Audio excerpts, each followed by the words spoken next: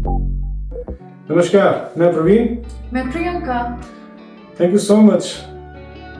आपने जो मेरे लास्ट वीडियोस हमने बनाया उसका इतना अच्छा रिस्पांस मिला हमें आपसे। बहुत से लोगों ने सब्सक्राइब भी किया, बहुत से लोगों ने देखा भी, नीचे कमेंट्स भी आए हैं और बहुत अच्छे कमेंट्स आए हैं सब लोगों के, आप लोगों के। और कुछ लोगों ने यहाँ के एजुकेशन सिस्टम के बारे में जानना चाह रहे हैं। मैं आपको बता देना चाहता हूँ, हम अगस्त 2022 में यहाँ पे उतरे थे और मैं बहुत बिजी था उन दिनों। डॉक्यूमेंटेशन, आपको मैंने जैसे बताया, डॉक्यूमेंटेशन बहुत होते हैं, सिम नंबर, बैंक अकाउंट, मैं बिजी था उनमें। प्रियंका ने पूरा एजुकेशन का, बच्चों का एडमिशन्स का पूरा संभाला, स्कूल, कॉलेज, इन्होंने पूरा जाके ये खुद अपना एक्सपीरियंस खुद शेयर करें तो ज़्यादा बेटर है। तो प्रियंका आपको बताएंगी एजुकेशन सिस्टम के बारे में। जैसा कि शर्मा जी ने कहा कि आप सबका बहुत प्यार मिला और यही वजह है कि हम हमारा सेकंड वीडियो जल्दी लेकर आए हैं। अदरवाइज हमें थोड़ा टाइम लगता, बट आपके प्यार से हमें मोटिवेशन मिला और इसलिए हमने सेकंड वीडियो को थोड़ा जल्दी बनाने की कोशिश की। तो जैसा कि शर्मा जी ने कहा है कि एजुकेशन और जो बच्चों का एडमिशन था वो मैंने देखा। Yes, this is true. तो हम लोग क्योंकि अगस्त में आए थे तो हमारे पास काफ़ी कम समय था एडमिशन के लिए, क्योंकि कनाडा में जो सेशन है वो सितंबर से स्टार्ट होता है। तो अगस्त में हम लैंड किए और सितंबर 1 से तो क्लासेस स्टार्ट हो जाती है। तो we had very less days कि मैं एडमिशन प्रोसेस पूरा कर सकूं। और जब मुझे ज़्यादा नॉलेज भी नहीं थी, इन्फॉर्मेशन भी बिल्कुल नहीं थी इस चीज़ की कि यहाँ प्रोसेस कैसे होता है। So that was very tricky and difficult. Nobody was there for me to tell me that how the process is done. So मैंने कुछ रिसर्च करी और वो ही रिसर्च और कुछ एक्सपीरियंस मैं आपसे शेयर करने जा रही हूँ। तो शर्मा जी, आप बताइए क्या जानना चाहेंगे? जरूर। आप हमें एजुकेशन सिस्टम के लेवल्स बताइए, क्या कौन कौन से लेवल्स हैं यहाँ पे? हाँ जी, एजुकेशन सिस्टम के सेम वही लेवल्स हैं जैसे कि इंडिया में होता है, लाइक प्राइमरी। एक डिफरेंस है, इंडिया में हम primary then middle then high school पे आते हैं। यहाँ पर हम प्राइमरी, उसके बाद high school and then post secondary. So these are the 3 levels in the education system of Canada. Primary में हम इंक्लूड करते हैं किंडरगार्टन से 8th ग्रेड तक, विच इन्वॉल्व्स, अगर हम एज की बात करें, 4 to 14 years. Whereas if we talk about higher education is involved from 9th standard to 12th standard. Okay. And age which is considered in this is 14 to 18. Okay. Then जब हम post secondary में enter होते हैं, that is 17 plus age. Okay. Yeah. जो कि college या universities में जाते हैं तो okay. एजुकेशन सिस्टम के बारे में और क्या शेयर करना चाहती हैं, और जैसे टाइप और क्या बताना चाहती हैं? और हाँ, एक जैसे मैं चाहूँगी कि मैं शेयर करूँ कि यहाँ पे टाइप ऑफ एजुकेशन सिस्टम या टाइप ऑफ स्कूलिंग क्या है। जैसे इंडिया में हमारे होता है private school and public school, same वैसे ही यहाँ पर है। यहाँ पर भी प्राइवेट एंड पब्लिक है, but the major difference is that कि इंडिया में हम लोग ज़्यादा प्रेफर करते हैं कि हम प्राइवेट स्कूल में बच्चों को एडमिशन कराएं, अच्छे से अच्छा प्राइवेट स्कूल। बट यहाँ पर रिवर्स है। यहाँ पर मेजॉरिटी ऑफ जनरेशन, लाइक जो बच्चों की जनरेशन है, वो majority of them are in public schools, very less are in private schools. So that is the major difference in studying of children in India and Canada. तो फिर इसमें public और जो प्राइवेट स्कूलिंग यहाँ पे है उसमें क्या डिफरेंस क्या है? The major difference is finances. Yeah. जैसे कि अगर आप यहाँ पर पब्लिक स्कूल में बच्चों को एडमिशन कराते हैं तो that is free. कनाडा में या that is completely free. And whereas अगर आप प्राइवेट स्कूलिंग में जाना चाहते हैं so that is very expensive. Second thing कि जब आप पब्लिक स्कूल में बच्चे को भेज रहे हैं तो वहां पर टेक्स्ट बुक्स भी आपको बाय करने की जरूरत नहीं होती, स्कूल से आपको प्रोवाइड की जाती है।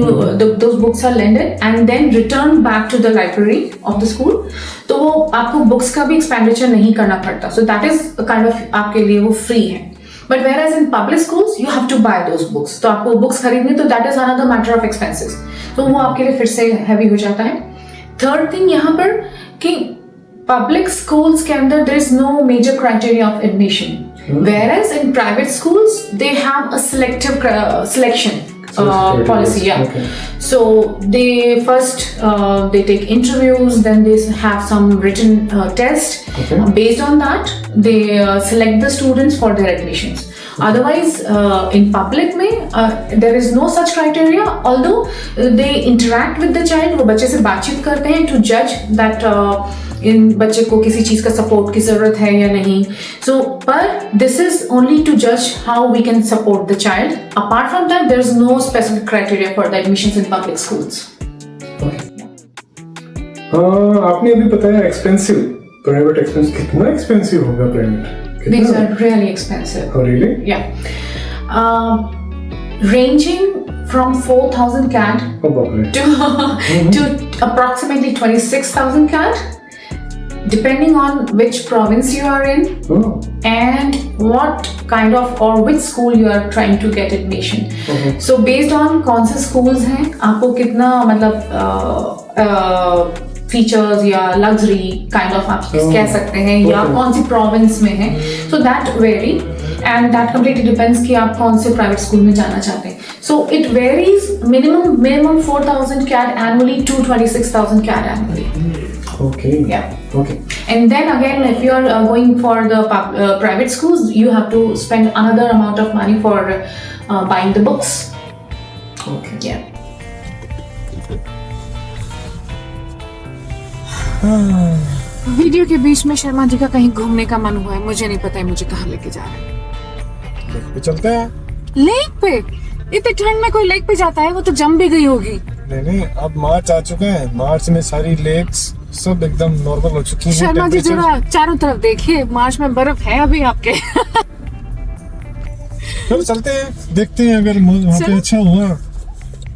दिन ढल रहा है, शाम हो चुकी है. अभी आपको दिखा खूबसूरत सा नजारा.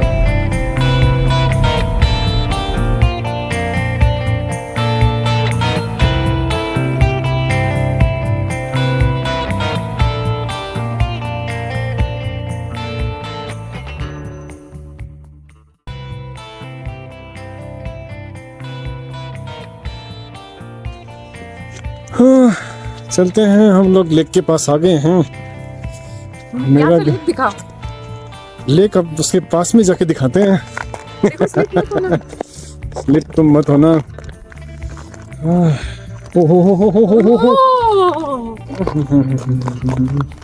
इधर से आ जाओ, इधर से आ जाओ.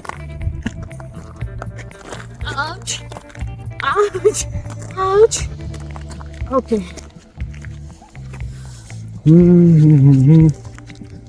ठंड है अभी भी, लगता है मुझे 0 के आसपास ही लग रहा है मुझे. थोड़ा ध्यान से आना. ये थोड़ा सा बहुत ज्यादा हुआ है. इधर से आ जाओ, ध्यान से. हाँ चलिए, आपको लेक का नज़ारा भी दिखा देते हैं. ब्यूटीफुल तो सनसेट है.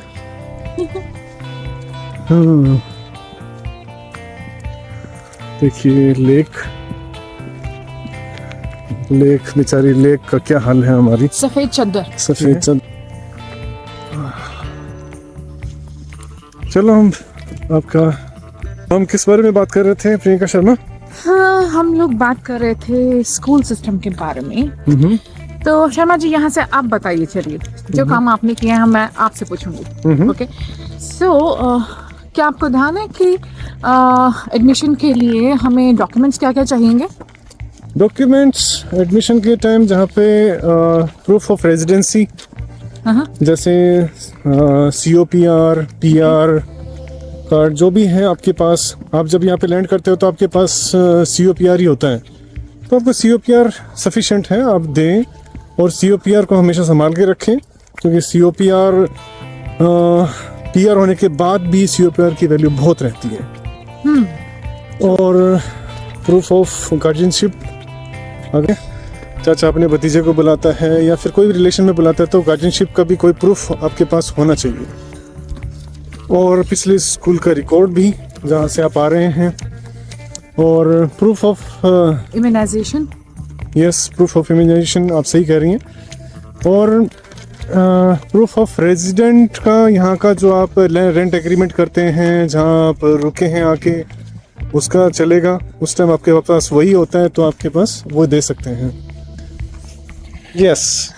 शर्मा जी, जैसे कि हमने लेवल्स की बात की, क्या आपको ध्यान है कि आपने किसी लेवल पे किया हो, या कौन कौन से लेवल पे अपने को पे करना पड़ता है? देखिए, हम तो आए, हमारा बेटा 11th में एडमिशन लिया था, तो 11th के बाद में 12th तक हमने कुछ पे नहीं किया, ना हम पे करेंगे, और 12th तक।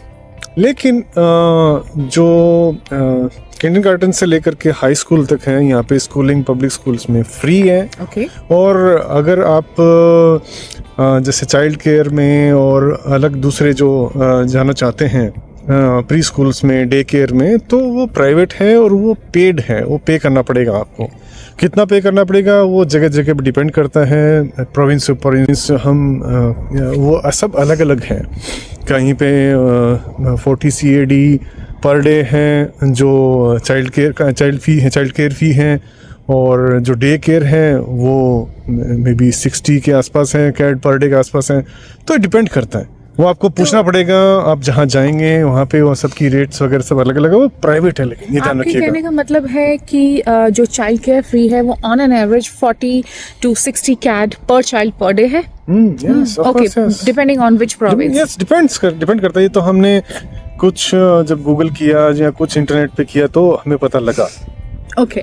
और प्री स्कूल का कुछ आइडिया, क्या प्राइसेस हैं? प्री स्कूल का 450 to 1300 पर मंथ के आसपास है। ये मैं एक जो हमने रिसर्च किया उस बेस पे मैं बताना चाह रहा हूँ। ये डिफर भी कर सकती है प्रोविंस टू प्रोविंस, सो आप अपना थोड़ा सा पहले थोड़ा कर लें, लेकिन ये प्राइवेट है, ध्यान रखिएगा।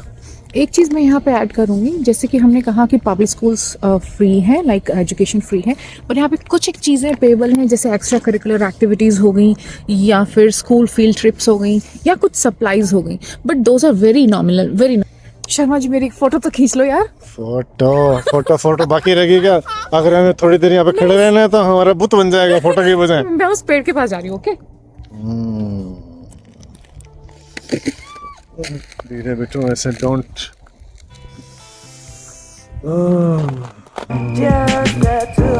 सूखा पेड़।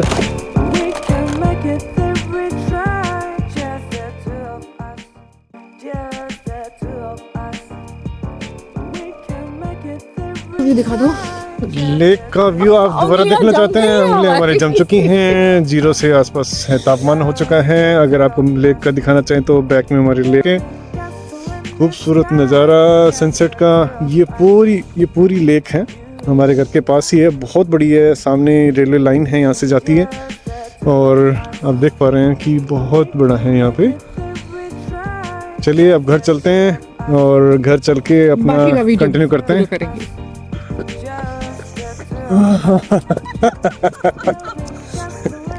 अब आराम से आना, यहाँ पे फिसलने का पूरा चांसेस है। ध्यान से सीधा रोड पे आ जाना।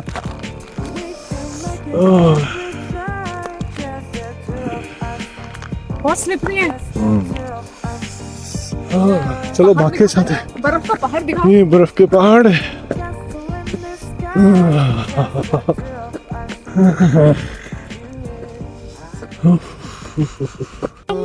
देखिए हाथ जम चुके हैं, लेक के पास से आए हैं। मतलब मॉइस्चराइजर, स्किन सब कुछ जम चुके हैं, हमको बस जमने वाले ही हैं।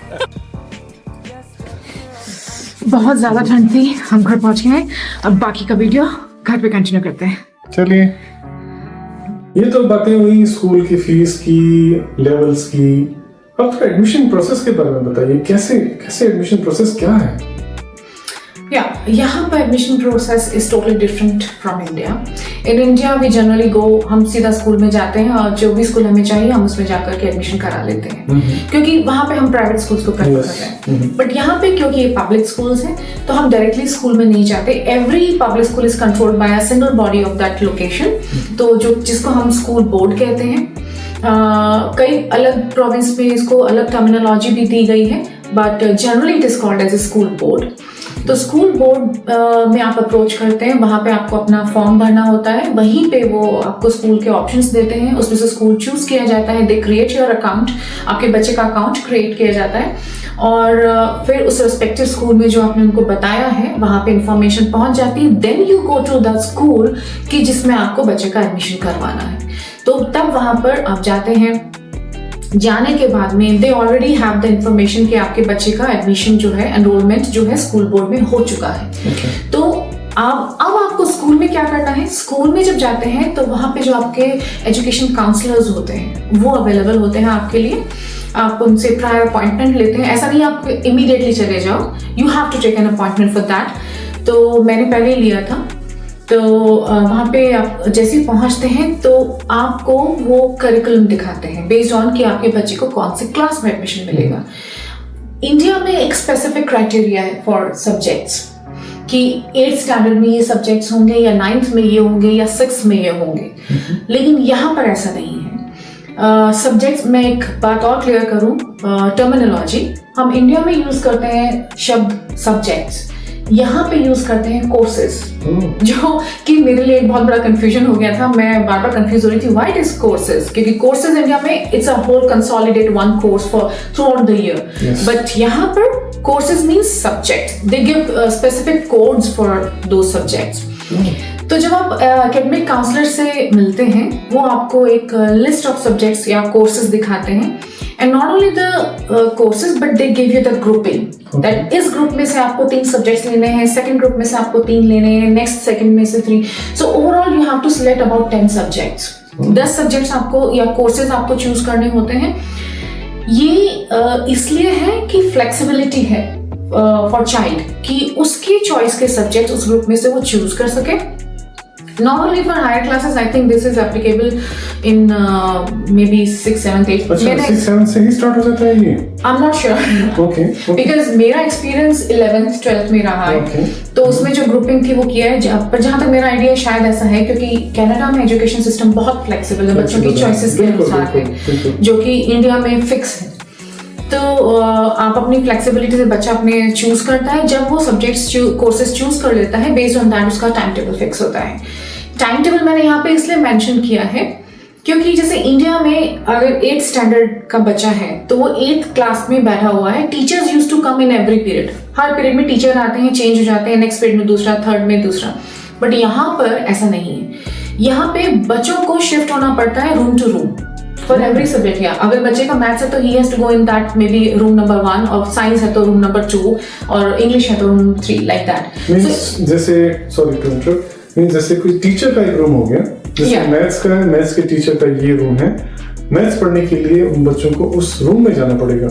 ओके, तो based on the availability of the teacher कि वो टीचर के पास इतना स्पेस बचा है कि बच्चा ये सब्जेक्ट लेने जा रहा है, तो इसलिए टाइम टेबल का यहाँ पे किड टू किड मतलब हर एक बच्चे का टाइम टेबल अलग से सेट होता है, ऐसा नहीं है कि उसको वही फॉलो करना है। तो बेस्ड ऑन दैट बच्चे का टाइम टेबल फिक्स हो जाता है और that's the whole process of taking the admission. Okay, Priyanka, ये तो आपने पूरा ओवरऑल जनरल जो एक प्रोसीजर है पूरा वो आपने बताया। बेटे का कैसे किया, उसका कैसे गया, आपका एक्सपीरियंस क्या रहा? मेरा क्राइटेरिया स्कूल सिलेक्ट करने का ये रहता है कि बेस्ट स्कूल चूज करूं। ऑफ कोर्स सभी पेरेंट्स का ये रहता है, बट जो मेरा मेथडोलॉजी है कि how to select the school, मैंने गूगल करके देखा कि टॉप 5 स्कूल्स कौन से हैं सैस्काटून में, और इनकी रैंकिंग्स क्या हैं, इनके स्टार्स कितने हैं, इनके रिव्यूज क्या हैं, किसी के लिए कुछ नेगेटिव तो नहीं है। ये सारी चीजें मैंने छानबीन की और उसमें से मैंने 2 स्कूल्स को सिलेक्ट किया। तो फर्स्ट मैंने हमारे बच्चे का एडमिशन 2nd नंबर स्कूल में कराया, टॉप फर्स्ट वाले में नहीं कराया। रीजन बिहाइंड दैट इज कि जो सब्जेक्ट्स मैं अपने हमारे बच्चे को दिलाना चाहती थी वो केवल 2nd नंबर स्कूल में थे। क्योंकि मेरा बेटा जो है अपने दादाजी की तरह डॉक्टर बनना चाहता है, तो उसके लिए उसको AP सब्जेक्ट्स चाहिए थे। AP बोले तो एडवांस्ड प्लेसमेंट सब्जेक्ट्स या कोर्सेज। सो वो उसमें 2nd में थे जिनकी परफॉर्मेंस रेटिंग वगैरह काफी अच्छी थी। तो मैंने सिलेक्ट किया 2nd नंबर स्कूल, जो कि हमारी लोकेशन से थोड़ा दूर था। तो based on our previous experience in India, that we generally call to the schools and we talk about admission process, मैंने वही यहाँ पर अप्लाई किया। मैंने उन स्कूल्स को कॉल किया, बट हर एक ने कहा कि आप स्कूल बोर्ड से कांटेक्ट कीजिए, जो कि मेरे लिए एक बहुत बड़ा क्वेश्चन था, व्हाट इज स्कूल बोर्ड। हर जगह पे करने के बाद जब मैंने 3-4 स्कूलों में कॉल किया, हर एक ने मुझे एक ही नंबर दिया कि आप इस पे कॉल कीजिए। तो मेरे लिए क्वेश्चन ये था कि हर स्कूल ने मुझे सेम नंबर ही क्यों दिया है। तब मुझे पता लगा कि there is a centralised body which regulates all the schools. तब मैंने उस नंबर पे कॉल किया और उन्होंने हमें बताया कि आप अपॉइंटमेंट दिया, जो कि यहाँ पे सैस्काटून पब्लिक बोर्ड है जिसका नाम। तो वहाँ पर गए हम चारों, मैं, मेरे हस्बैंड और हमारे दोनों बच्चे। वहाँ पे जाने के बाद उन्होंने हमें एक एप्लीकेशन फॉर्म दिया जिसको हमने फिल किया। फिल करने के बाद उन्होंने पहले हमारे बेटे से थोड़ी बातचीत की, जैसा कि मैंने पहले बताया था कि वो केवल थोड़ा इंटरेक्शन करते हैं टू जज that is their requirement of any support for the child, कि कोई सपोर्ट चाहिए या नहीं चाहिए। तो बच्चे से उन्होंने इंग्लिश में बातचीत की। मेनली इंग्लिश ही होता है, इंग्लिश में जैसे बच्चा कंफर्टेबल है या नहीं, थोड़ा वो देखना चाहते हैं। इंग्लिश के अलावा मैथ्स भी होता है, मैथ्स और क्योंकि English is for judging the communication skills कि बच्चा कितना बात कर सकता है। फिर वो ऐसे भी लिखवाते हैं कि राइटिंग स्किल्स कैसी हैं। स्पीकिंग के साथ राइटिंग भी होना जरूरी है, प्लस रीडिंग भी करवाते हैं कि बच्चा रीड कितना कर पा रहा है। अपार्ट फ्रॉम दैट, टू जज द लेवल ऑफ एजुकेशन कि इसको किसमें डालना चाहिए, दे टेक मैथ्स, मतलब हमसे मैथ्स का टेस्ट कराया। मुझे नहीं पता कि और करवाएंगे या नहीं करवाएंगे, but generally I am sharing what I experienced. तो वो टेस्ट कराया, तो हमारे बच्चे ने मतलब सब कुछ अच्छा गया। And then the next process was they took our residence proof, और फिर उन्होंने मुझसे पूछा कौन से स्कूल में कराना है, तो मैंने वो स्कूल का नाम उनको दिया। तो शी सेड ये तो तुम्हारे घर से काफ़ी दूर है। तो मैंने कहा नहीं मैम, मुझे यही चाहिए। तो बोले ठीक है। उन्होंने कुछ मुझसे आर्ग्यूमेंट नहीं किया, कुछ डिनाई नहीं किया, she simply only mention that. And then after, क्योंकि मैंने कॉल करने से, यहाँ आने से पहले ही उन स्कूलों में कॉल किया था, तो उन्होंने मुझे पहले अपॉइंटमेंट दे दिए थे, तो मेरे लिए ये प्लस पॉइंट रहा।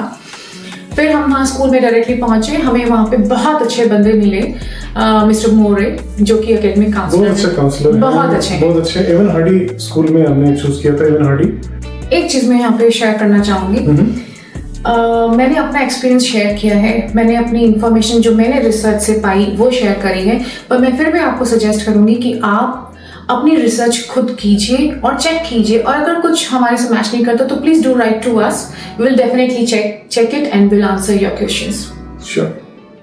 तो आज का वीडियो हम यहीं पे ही एंड करना चाहेंगे, क्योंकि बहुत एक्सटेंड हो गया। प्रियंका ने पूरा डिटेल से बता दिया आपको, आपके लिए बहुत हेल्पफुल होगा। इसके अलावा भी अगर आपको कुछ डाउट्स हैं तो कमेंट में नीचे लिखिएगा, बताइएगा हमें, हम आपका पूरा उसका आंसर करने की कोशिश करेंगे। अगर हमें पता होगा तो डायरेक्टली बताएंगे, नहीं तो हम पूछ के यहाँ पे पता करके आपको पूरा जवाब देंगे वापस।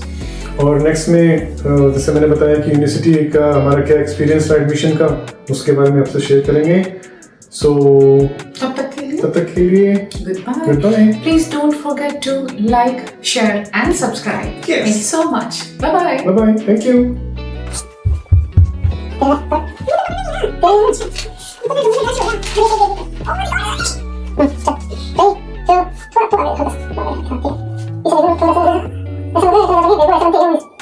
Thank you.